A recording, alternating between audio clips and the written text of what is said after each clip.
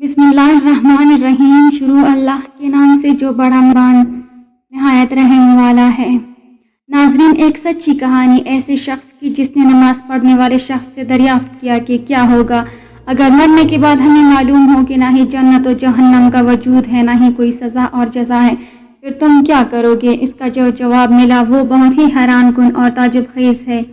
ये सन 2007 की बात है। लंदन के एक अरबी रेस्टोरेंट में हम लोग मगरिब की नमाज से थोड़ी देर पहले डिनर के लिए दाखिल हुए। हम लोग होटल में बैठे और वेटर ऑर्डर लेने के लिए आ गया। मैंने मेहमानों से इजाज़त तलब की और फिर वापस आ गया। इतने में मेहमानों में से एक शख्स ने सवाल किया, डॉक्टर साहब आप कहाँ गए थे? आपने तो बड़ी ताख़ीर कर दी, कहाँ थे आप? मैंने कहा, मैं माजरत ख्वाह हूँ, दरअसल मैं नमाज पढ़ रहा था। उसने मुस्कुराते हुए कहा, आप अब तक नमाज पढ़ते हैं मेरे भाई, आप तो कदामत पसंद हैं। मैंने भी मुस्कुराते हुए पूछा, कदामत पसंद वो क्यों? क्या अल्लाह ताला सिर्फ अरबी ममालिक में है, लंदन में नहीं है? उसने कहा, डॉक्टर साहब मैं आपसे कुछ सवालात करना चाहता हूँ। आपसे ये दरख्वास्त करता हूँ, आप अपने जिस कशादा ज़र्फ़ी के लिए मारूफ हैं उसी कशादा कल्बी से मुझे थोड़ा सा बर्दाश्त करेंगे।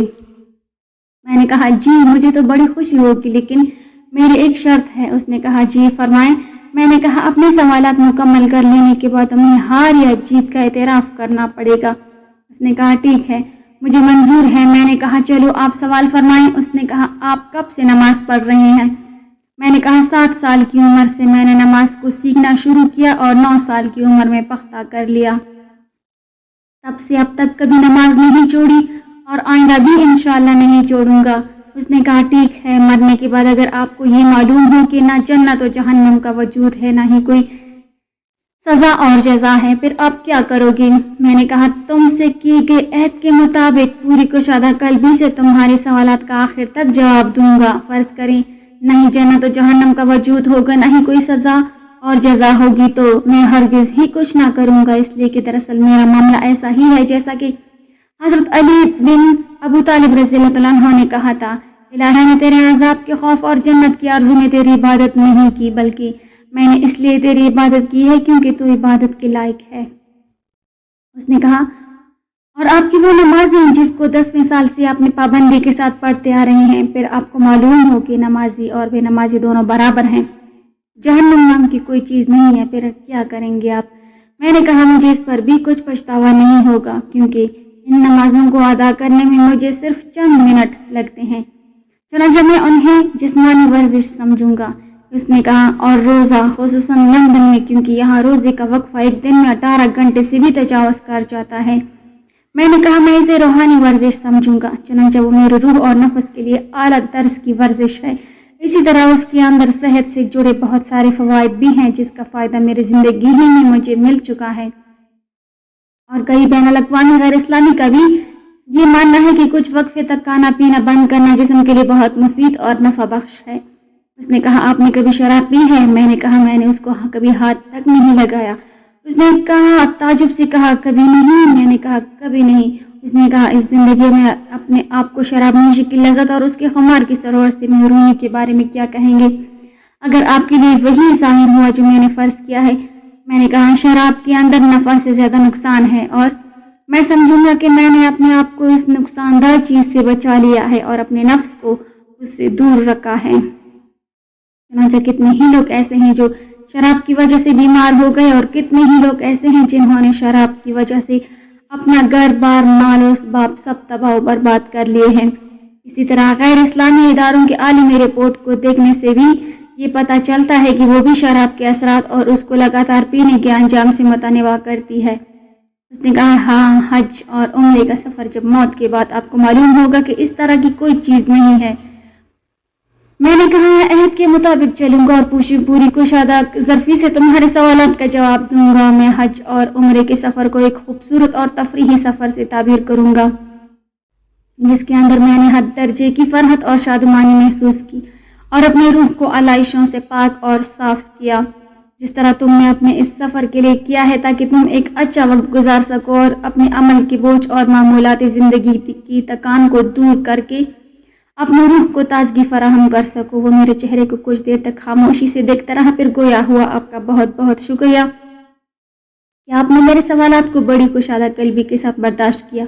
پھر سوالات ختم ہوئی اور میں آپ کے سامنے اپنی ہار تسلیم کرتا ہوں۔ میں نے کہا تمہارا کیا خیال ہے؟ تمہاری ہار تسلیم کرنے کے بعد میرے دل کی کیا کیفیت ہوگی؟ اس نے کہا یقیناً آپ بہت خوش ہوں گے۔ میں نے کہا ہرگز نہیں، بلکہ اس کے بالکل الٹا، میں بہت دکھی ہوں۔ اس نے تعجب سے کہا دکھ ہی کیوں؟ میں نے کہا اب تم سے سوال کرنے کی میری باری ہے۔ اس نے کہا فرمائیں۔ میں نے کہا تمہاری طرح میرے پاس ڈھیر سارے سوالات نہیں ہیں، صرف ایک ہی سوال ہے، وہ بھی بہت سادہ اور آسان۔ اس نے کہا وہ کیا؟ میں نے کہا میں نے تمہارے سامنے واضح کر دیا ہے کہ میں تمہاری مفروضے کے واقع ہونے کے بعد بھی کسی طرح کے گھاٹے میں نہیں ہوں، اور نہ ہی اس میں میرا کسی قسم کا نقصان ہے۔ لیکن میرا وہ ایک آسان سوال یہ ہے کہ تمہارا اس وقت کیا ہوگا اگر حالات تمہارے مفروضے کے بارے ظاہر ہوئے، یعنی موت کے بعد تمہیں معلوم ہو کہ اللہ تعالیٰ بھی موجود ہے، جنت اور جہنم بھی موجود ہے، سزا اور جزا بھی ہے، اور قرآن پاک کے اندر بیان کیے گئے سارے مشاہد و مناظر بھی ہیں۔ پھر تم اس وقت کیا کرو گے؟ وہ میری آنکھوں میں آنکھیں ڈال کر خاموشی کے ساتھ دیر تک مجھے دیکھتا رہا، اور پھر ویٹر نے ہماری میز پر کھانا رکھتے ہوئے ہماری خاموشی کو توڑا۔ میں نے اس سے کہا مجھے ابھی جواب نہیں چاہیے، کھانا حاضر ہے، ہم کھانا کھائیں، اور جب تمہارا جواب تیار ہو جائے گا تو برائے مہربانی مجھے خبر کر دینا۔ ہم کھانے سے فارغ ہوئے اور مجھے اس نے کوئی جواب نہیں دیا، اور میں نے بھی اس وقت اس جواب کے لیے تکلیف نہیں دی۔ ہم بہت ہی سادگی کے ساتھ جدا ہو گئے۔ 1 مہینہ گزرنے کے بعد اس نے مجھ سے رابطہ کیا اور اسی ریسٹورنٹ میں ملاقات کا مطالبہ کیا۔ ریسٹورنٹ میں ہماری ملاقات ہوئی، ہم نے ایک دوسرے سے ہاتھ ملایا کہ اچانک وہ مجھے گلے لگاتے ہوئے رو پڑا۔ میں نے پوچھا کیا بات ہے، تم کیوں رو رہے ہو؟ اس نے کہا میں یہاں آپ کا شکریہ ادا کرنے اور اپنے جواب سے آپ کو باخبر کرنے کے لیے آیا ہوں۔ 20 سال سے بھی زیادہ عرصے تک نماز سے دور رہنے کے بعد اب میں نماز پڑھنے لگا ہوں۔ آپ کے جملے کی صدائے بازگشت میرے ذہن و دماغ میں بلا توقف گونجتی ہی رہی ہے، اور میں نیند کی لذت سے محروم ہوتا رہا۔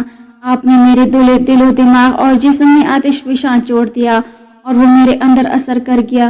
مجھے احساس ہونے لگا کہ جیسے میں کوئی اور انسان ہوں، اور ایک نئی روح بھی میرے جسم کے اندر حرکت کر رہی ہے۔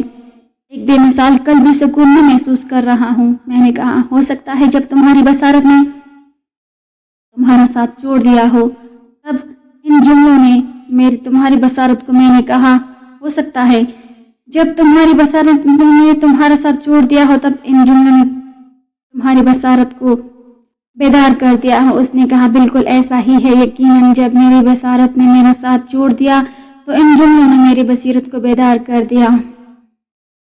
ناظرین، ویڈیو اچھی لگی تو لائک کر دیں، چینل کو سبسکرائب کر دیں۔ ملتے ہیں اگلی ویڈیو میں، تب تک کے لیے اللہ حافظ۔